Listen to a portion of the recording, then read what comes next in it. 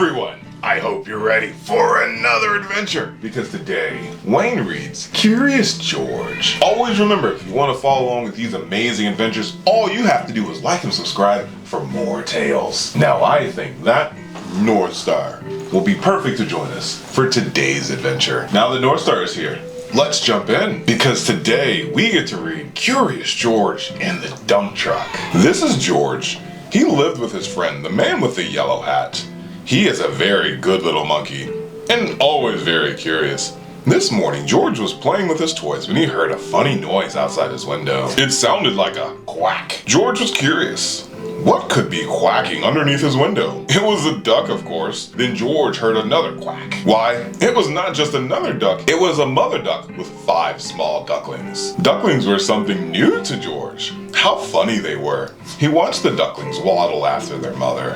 Where were they going? George was not curious for long. Soon, he was waddling after Mother Duck too. Now, he could see where they were going. The ducks waddled all the way to the park. George loved the park. Today he saw children flying kites and gardeners planting trees by the pond. Then George saw something he had never seen in the park before. It was a dump truck, and it was big. In fact, George was not even as tall as one of the wheels. George forgot all about the ducklings and stopped to look. It would be fun to sit in such a big truck, thought George. No one was inside the truck, and the window was open. George could not resist. But sitting in a big truck was not so fun for a small little monkey after all. George could not even see out of the window. He was too small. If only there was something he could climb on. Would this make a good step for a monkey? It did. Now George could see out the window. He saw grass and trees and a family eating a picnic. Suddenly, George heard a low rumbling sound. Was it a stomach rumbling?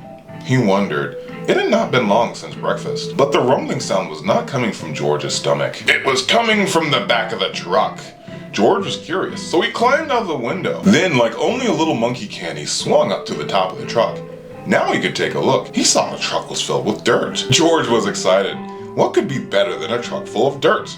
George jumped right in the middle of it. Sitting on top of the dirt, George felt the truck bed begin to tilt. It tilted higher and higher. The dirt began to slide. It was sliding right into the pond, and George slid with it. George was having fun. But the pile in the pond got bigger and bigger and bigger, and soon the fun was gone. Just then, the gardeners came back from lunch and stood with their mouths wide open. They saw the empty dump truck and the pile of dirt on the pond and a very muddy monkey. They knew just what had happened. But before they could say a word, George heard a very familiar sound. He heard more quacking. The gardeners heard it too. Then they heard people laughing. Look, said a girl, the ducks have their own island. Indeed they did. The pile of dirt made an island in the pond. The mother duck and all her ducklings were wading right to the top. George was sorry he had made such a mess, but the gardeners didn't seem to mind. We were planting more trees and flowers to make the park nicer for people, said one of the gardeners. But you've made the park a lot nicer for ducks too. Later, a small crowd gathered at the pond. Would you like to help me feed the ducks? A girl asked George. George was delighted. Soon, everyone was enjoying the park more than ever before, including the ducks, who were the happiest of all in their new home. The end. Oh wow, that was a lot of fun with Curious George learning about a dump truck and being able to make something for all his new little friends. What did you think, North Star? I like that part too. We'll see you in the next adventure, okay?